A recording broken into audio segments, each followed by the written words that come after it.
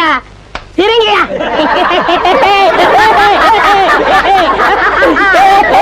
GT Naidu, நீங்க அவருடைய வாழ்க்கை வரலாறு படிச்சு பாருங்க. எத்தனை விஷயத்தை அந்த மனுஷன் கண்டுபிடிச்சு ஆங்கிலேய அரசாங்கமும் அதுக்கு அடுத்து வந்த நம்முடைய அரசாங்கமும் அங்கீகாரம் தராதனால அம்பட்டையும் உடச்செறிஞ்சாருங்க. போடா ஒன்றும் வேணாண்டா போட்டு போயிட்டார், நொறுக்கிட்டு போயிட்டார். ஆனால் அவர் வாழ்நாளெல்லாம் என்ன கடைப்பிடித்தாருங்கிறத ஒரு வரியில் எழுதுறாருங்க. அவர் சைவ உணவு தான் சாப்பிடுவாராம். ஒரு நாள் தந்தை பெரியார் அவர் வீட்டுக்கு போனாராம். போய் அவர் சாப்பிட்டுட்டு இருக்கிறத பார்த்துருக்காரு. வெண்டைக்காய், வாழைக்காய், முருங்கைக்காய், கலஞ்சாய், இதை சாப்பிட்டா நீ உயிரோடு இருக்க அப்படின்னு கேட்டாராம். ஏன்னா சிலரெல்லாம் நம்பவே முடியாது. அவர் அதை அப்படி சாப்பிட்றவர், புலால் உணவு சாப்பிட மாட்டார். அமெரிக்காவுக்கு போயிருக்கார். அப்போ எல்லாம் விமானம் கிடையாது. ஜிடி நாயுடு கப்பலில் போகிறார். ஜெர்மன் வழியாக போகிறாங்க. போகிறப்ப திடீர்னு கப்பலில் தீ பிடிச்சிருச்சு. இப்போ தீ பிடிச்ச உடனே எல்லாரும் என்ன பண்ணுறதுன்னு தெரில. சில பேர் கடலுக்குள்ளே குதிச்சான். கடலுக்குள்ளே என்ன சிரமம் தெரியுங்களா? சுறா மீன்கள் சுத்த ஆரம்பிச்சிருச்சு. சுறா மீன்கிட்ட ஒரு பழக்கம் என்ன தெரியுங்களா? நீங்கள் ஒரு துளி ரத்தத்தை தண்ணிக்குள்ளே விட்டீங்கன்னா 10 நாட்டிக்கல் தூரத்துலேருந்து அதால் வர முடியுமா? கடல் தூரம் நாட்டிக்கல்னு பேர். அங்கேருந்து வந்துடுமா வாசம் தெரிஞ்சு. இந்த இப்போ சில பேர் கல்யாண வீட்டை வாசத்தை வச்சே கண்டுபிடிச்சிருவாங்க. இந்த தெருதாண்டா, இந்த கறிக்குழம்பு வாசம் வருது மாதிரி போவோம் அப்படி கிளம்பிடுவோம். இது வந்துருமா? இப்போ இவர் யோசிச்சு பார்க்குறாரு. நெருப்பில் நின்னா, இதில் கப்பலில் நின்னா நெருப்பில் செத்து போவோம். கீழே குதிச்சா சுறா மீன் அடி. ஜாஸ் அப்படின்னு ஒரு படம் வந்து ஸ்பீல்பர்க்கோட படம். 1, 2, 3 அது பாட்டுக்கு வரிசையாக வந்துச்சு. நம்ம ஊரில் சிங்கம் 1, 2, 3 வருதுல்ல, அது மாதிரி. இப்போ உள்ளே குதிக்கிறதா மேலே நின்று சாகிறதா? இப்போ என்ன முடிவு எடுக்க? இப்போ யோசிச்சு பார்த்தாரு. மேலே நெருப்பில் சாகிறத காட்டில் நீரில் சாகலாம்னு உள்ளே குதிச்சிட்டாருங்க. குதிச்சா இவர் பக்கத்தில் இருக்க ஆள் அடிக்குது, அந்த பக்கம் அடிக்குது, இந்த பக்கம் அடிக்குது. இவரை சுற்றி வருதே தவிர ஒரு மீன் கூட இவரை ஒன்றும் அடிக்கலையாங்க. அடிச்சிருந்தா நான் இந்த கதையை சொல்ல முடியாது. முதல்ல யோசிச்சு பாருங்க.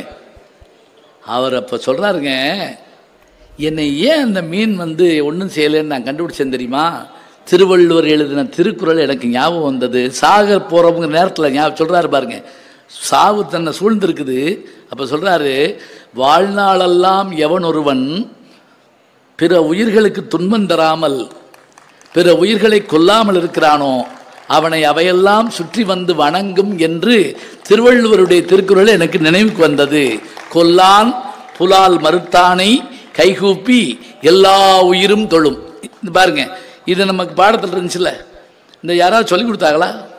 சொல்லிக் கொடுத்தா நம்ம ஒரு பையனை கேட்டேன், திருக்குறள் எழுதினே அப்படின்னா 3 மார்க் சார் சாய்ஸில் விட்டேன் அப்படிங்கிறான்.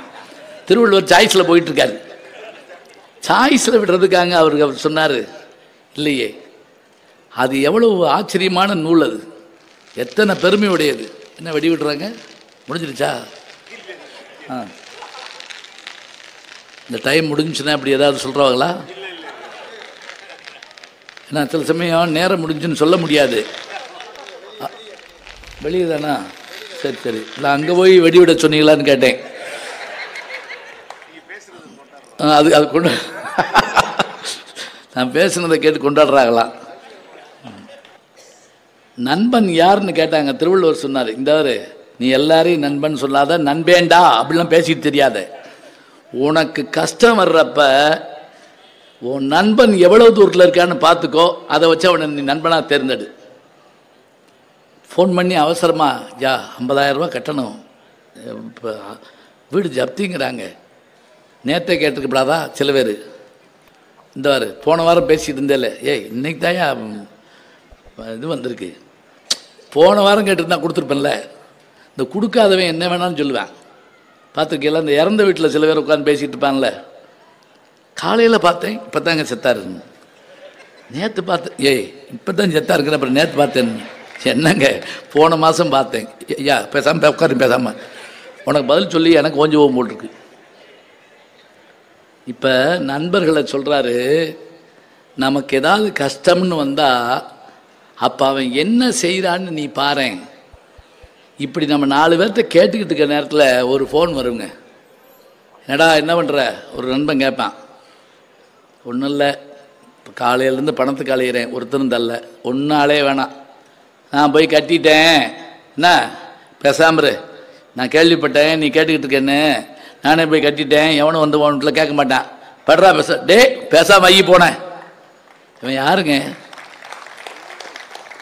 கண்ணீர் வந்தால் துடைப்பது உறவு என்று சொன்னால் கண்ணீரே வராமல் தடுப்பது தாங்க நட்பு. அதான் முக்கியம்.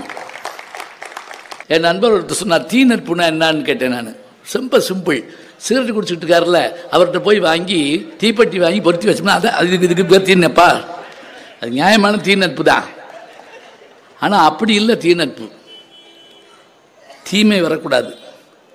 கெட்டவர்கள் நம்ம நினைப்போம், ஆனால் அந்த கெட்டவர்களும் அவர்கள்ட்ட நல்ல குணத்தை நம்ம கண்டுபிடிக்கிறது சாதாரணம் இல்லை. மகாபாரதத்தில் குந்தி தேவி வந்து கிருஷ்ண பரமாத்மா தூது வந்தப்ப, நீ போய் உன் மகனை மாத்திரம் கூப்பிட்டு வந்துட்டேன்னா, யாரை? கர்ணனை. குந்திட்ட சொல்கிறார், அத்தை கல்யாணத்துக்கு முதல்ல உனக்கு ஒரு குழந்தை பிறந்தது தெரியுமா? அட பாவி, ஊருக்கே தெரியாத உனக்கு எப்படி தெரியும்? அதெல்லாம் நான் எல்லா சேனலும் பார்க்குறவங்க, எனக்கு தெரியும். அவன் யார் தெரியுமா? அவன் தான் கர்ணன். இப்போ போய் நீ கூப்பிடு. அவன் மாத்திரம் நம்ம கூட வந்துட்டான்னு வச்சுக்கிறோம், யுத்தம் கிடையாது. நல்லது, நான் போய் சொல்லி கூப்பிட்டு வரேன். திருப்பி கூப்பிட்றாரு, அத்தை ஒருவேளை அவன் வரலன்னா, ஆமாம் வரலன்னா, வரலன்னா 2 வரம் கேளு, அந்த 2 வரத்தில் அதை கேட்டு வாங்கிட்டு வந்துடு, அவ்வளோதான். நான் பார்த்துக்கிறேன் மற்றதெல்லாம். கதை வசனம், டைரக்ஷன், பாடல்கள், இசை எல்லாமே கிருஷ்ண பரமாத்மா தான், நான் பார்த்துக்கிறேன். போரா குந்தி தேவி, நீங்கள் கர்ணன் படம் பார்த்துருப்பீங்க. போரா இன்னைக்கு வரைக்குங்க.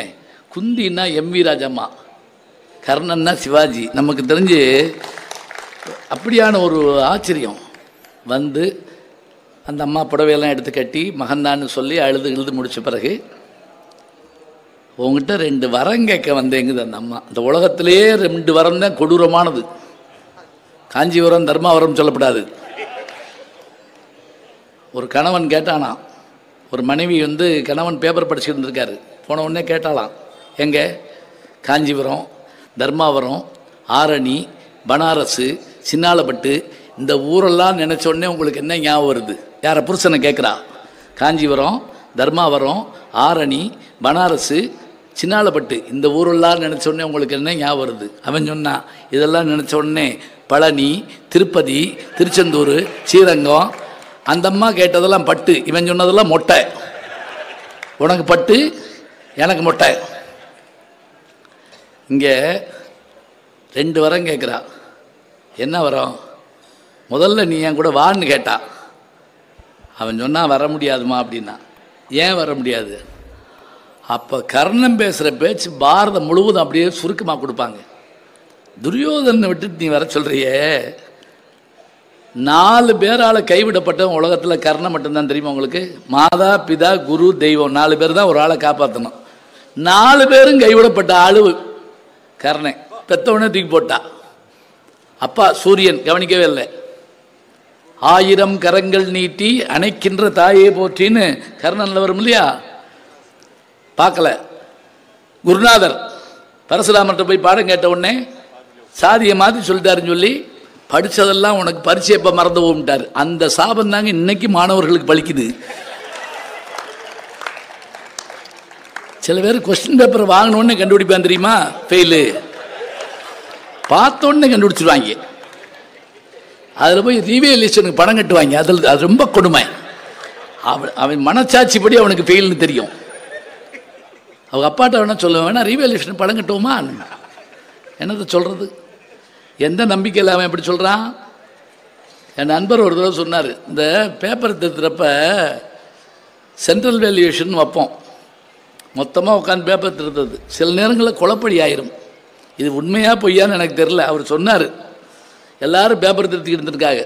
இந்த பக்கம் ஃபிசிக்ஸு, அங்கிட்டு கெமிஸ்ட்ரி, அங்கிட்டு இங்கிலீஷு, இங்கிட்டு தெலுங்கு, இங்கிட்டு தமிழ், அங்கிட்டு ஹிந்தி. அதில் ஒரு தமிழ் வாத்தியாருக்கு தெலுங்கு பேப்பரை கொடுத்துட்டு போயிட்டாங்க. அவர் வாட்டுக்கு திருத்திக்கிட்டு இருக்கார். அது நடுவில் சொல்கிறார், எழுத்தாக எழுதுறாங்க, இப்படி எழுதுனா எவன் பாஸ் பண்ணுவான்? சொல்லிக்கிட்டே திருத்துறாரு. அதுக்குள்ள அந்த சூப்பரண்டு தலைதறிக்க ஒடியாராரு. தெலுங்கு பேப்பரை காணோம் ஒடியாராரு. வந்தா நம்மால் திருத்திக்கிட்டு இருக்காரு. சார் தெலுங்கு சார், நான் நினைச்சேன் சார். அதுக்குள்ள 30 பேர் போயிடுச்சு. இந்தாங்க அவர் கொண்டு போய் தெலுங்கு வாத்தியார்ட்ட கொடுத்துருக்காரு. அவர் வாங்கி பார்த்துட்டு சரியாத்தான் திருத்திருக்காரு அப்படின்னா அவர் சொல்லிருக்காரு. பார்த்தீங்களா? சரி இருக்கட்டும். சொன்னா மா நீ துரியோதனை விட்டுட்டு வான்னு சொல்ற. நான் மாதாவால் கைவிடப்பட்டவன், பிதாவால் கைவிடப்பட்டவன், குருநாதரால் கைவிடப்பட்டவன். கடைசியில் தெய்வம் காப்பாற்றுற தெய்வம் உயிரை வாங்கிட்டு போயிடுச்சு, கிருஷ்ண பரமாத்மா. நீ என்னை தூக்கி போட்டே இல்லை. நான் உனக்கு ஞாபகம் இருக்குன்னு நினைக்கிறேன், எல்லா வீரர்களும் கலந்துக்கிறக்கூடிய ஒரு போட்டி நடக்குதுமா, ஒரு எக்ஸாம் நடக்கிற மாதிரி நடக்குது. எல்லாரும் அதில் கலந்துக்கிறாங்க. நான் போய் கலந்துக்கிறேன்னு சொல்லிட்டு நான் வர்றேன். அந்த வாத்தியார் என்னை வாசல்லே பிடிச்சி நிப்பாட்டிவிட்டாங்க. யார்? துரோணாச்சாரியார். நீ உள்ளவா, என்ட்ரன்ஸ் எழுது, உங்கள் அப்பா பேர் என்ன, உன் பேர் என்ன, உங்கள் அம்மா பேர் என்ன, உன் கம்யூனிட்டி சர்டிஃபிகேட் இருக்கா, இதெல்லாம் இருந்தால் உள்ளவா, இல்லாட்டி போய் தாசில்தார் வாங்கிப்பா போ அப்படின்ட்டா. அவர் சொல்லிட்டார். உலகத்தில் ஜாதி எவ்வளோ கொடுமையானதுன்னு அழகாக சொன்னார். ஜாதி கொடியதா மதம் கொடியதான்னு கேட்டபோது ஜாதிக்கு தான் வேர்கள் அதிகம்னார். மதம் மாறலாம், ஜாதியெல்லாம் மாற முடியாது. வர்ற வியாழக்கிழமையிலிருந்து நான் பிராமினா மாறப்போறேன்னு சொன்னால் ஒத்துக்கிறோமா? நம்மளாம் சொல்லிக்கிற வேண்டியதான். அவர் கேட்குறாரு, உன் ஜாதி என்ன, மதம் என்ன? அப்போ அவன் சொல்கிறான், கர்ணன் நான் வெக்கி தலை குனிஞ்சிட்டம்மா. இப்போ நீ துரியோதனை விட்டு வான்னு கூப்பிட்டியே, அவன் எந்திரிச்சான். அவனுக்கும் வாத்தியார் அந்த துரோணாச்சாரி தான். அந்த துரோணாச்சாரி அவர் பிடிச்சாங்க. உலகத்திலேயே வில்லன் பேசுகிற அருமையான பேச்சு மகாபாரதத்தில் இருக்குது. வாங்கி படிக்கணும். வியாசர் படிங்க, வில்லிபுத்தூர் ஆழ்வாருடைய புத்தகங்களை படிங்க, அல்லது எங்கேயாவது இந்த இதில் போய் கோயில்களில் கேட்டிங்கன்னா சொற்பொழிவு கேளுங்க. ஆனால் அது யார் கேட்குறா? தனி சொற்பொழிவுன்னு என்ன அர்த்தம் தெரியுமா? தனியாக உட்காந்து அவராக பேசிக்கிட்டே இருப்பார். எனக்கெல்லாம் அந்த கதி வந்திருக்கு. ஐயோ கொடுமை. ஒரே ஒரு ஆள் தாங்க உட்காந்துருந்தான். எனக்கு கண்ணு கலங்கிருச்சு. அப்புறம் அந்த ஆளை பார்த்துட்டு, பரவாயில்ல நீயாவது இருந்தியே மகனே அப்படின்னு நான் கும்பிட்டேன். அவன் சொன்னா, இல்லை அந்த ஜமுக்காலை எங்கது, நீங்கள் உட்காந்துருக்கீங்கல்ல, அதை எடுக்காமல் என்னால் வீட்டுக்கு போக முடியாது, அதுக்காக உட்காந்துருக்கேன். அவன் ஜமுக்காலத்துக்கு உட்காந்துருந்துருக்கேன், நான் அது மேலே தான் உட்காந்து பேசிக்கிட்டு இருக்கேன். இருக்கட்டும். அப்போ துரியோதனை அஞ்சிச்சு பேசுகிறாங்க வாத்தியாரை பார்த்து. வாத்தியார் ஐயா, இந்த உலகத்தில் 4 பேரை ஜாதி சொல்லி நீக்காத. நீ நீக்கினேன்னு வச்சுக்கோ, அவன் வேற வகையில் போயிடுவான். சொல்லிட்டு முதல் ஆள் யாரை சொல்கிறான் தெரியுங்களா? படித்த ஆளை சொல்கிறாங்க. வாங்க படிக்கலாம் வாங்க படிக்கலான்னு கூப்பிடுறோமே, துரியோதனன் சொல்கிறான் வாத்தியாரை பார்த்து, படித்தவர்களை, அறிவாளிகளை, வீரர்களை, அழகான பெண்களில் எந்த ஜாதியில் இருந்தாலும் ஏற்றுக்கொள்ள வேண்டும். ஞாபகம் வச்சுக்கிறேன். படித்தாள் யார், அறிவாளி யார், 2 பேர் வேறுபாடு உடையவரா? இல்லைங்க. ஒரு பேராசிரியர் படித்தவர் வச்சுக்கோங்க, இப்போ மேடையில் இருக்கவங்களாம் படித்தவங்க. தாமஸ் ஆல்வா எடிசன் விஞ்ஞானி, அறிவாளி, வேறுபாடு வச்சுக்கோங்க. அவரும் படிப்பாளி தான், ஆனால் அவருடைய அறிவு கண்டுபிடிப்பு அறிவு, டிஸ்கவரின்னு சொல்கிறோம்ல அது மாதிரி, இன்வென்ஷன் சொல்கிறோம்ல அது மாதிரி.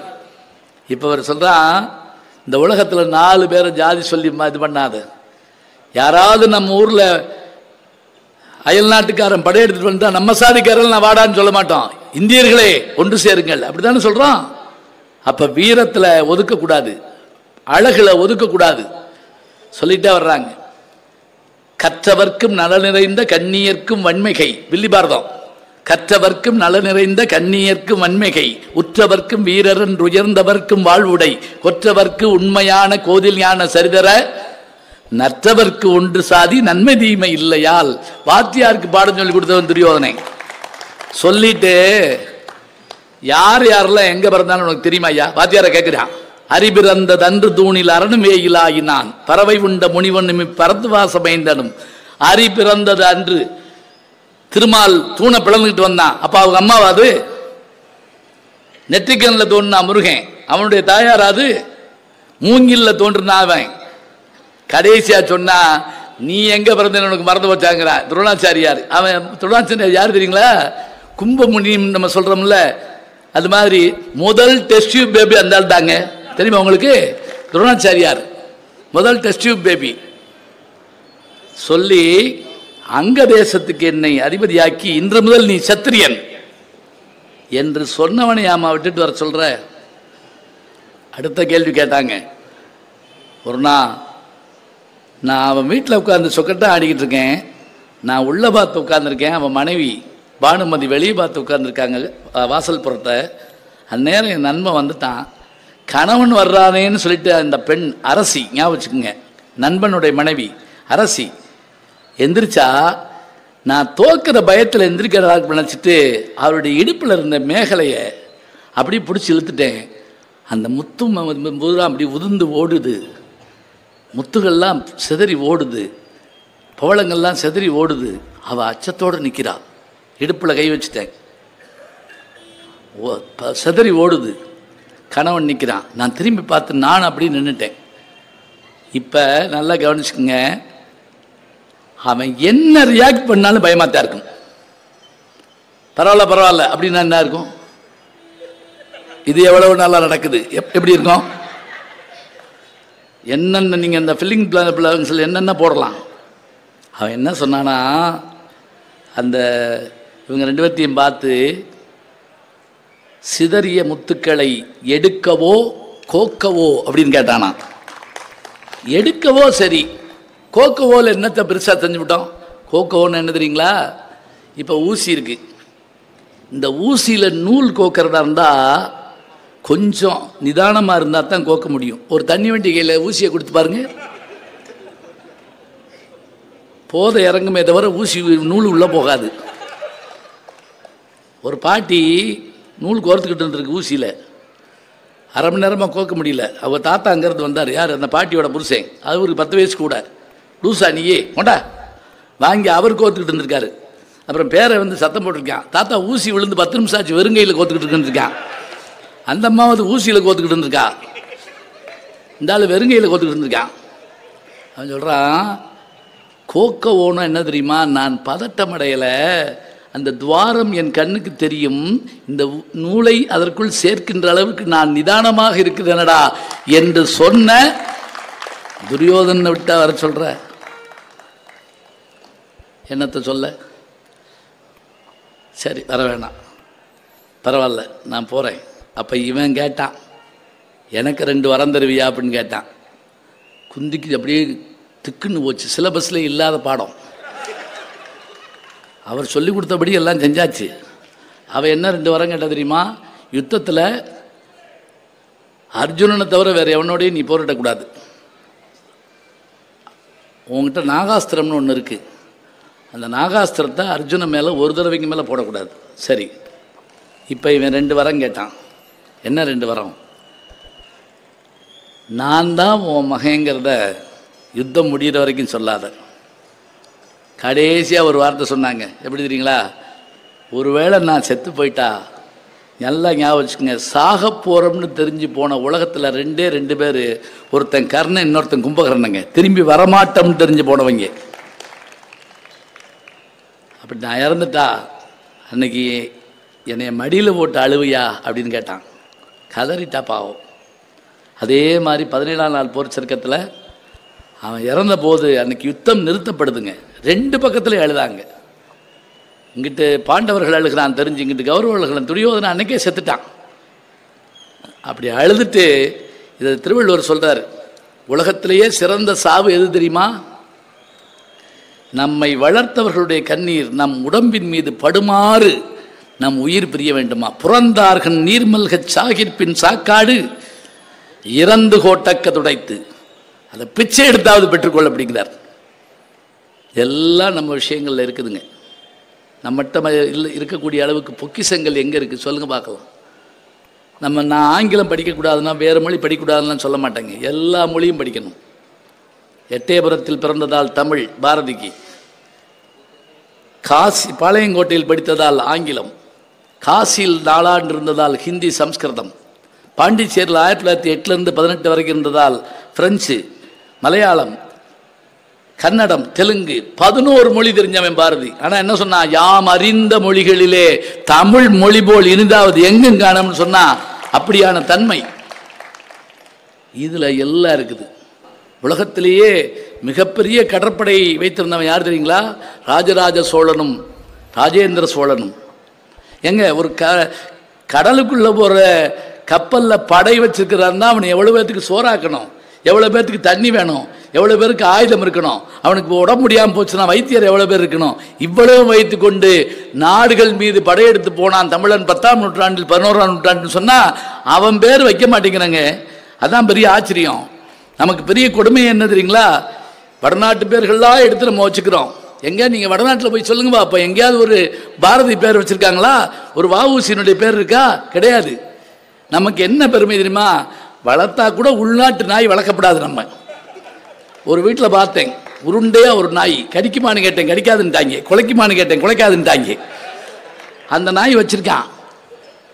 அது மெத்தையில் படுத்து தூங்குது. அவன் சேர் போட்டு வெளியே உட்காந்துருந்தான் அந்த ஆள். நீங்கள் இங்கே உட்காந்துருக்கீங்க, நாய் உள்ளே படுத்துருங்க கேட்டேன். 3 லட்ச ரூபா ஓட்டு வாங்கின நாயா, எந்த திருட்டு நாயா தூக்கிட்டு போயிடுவாங்கன்னு சொல்லி நான் நாயக்காவை காத்துக்கிட்டு இருக்கேன். விளங்குமா நாடு?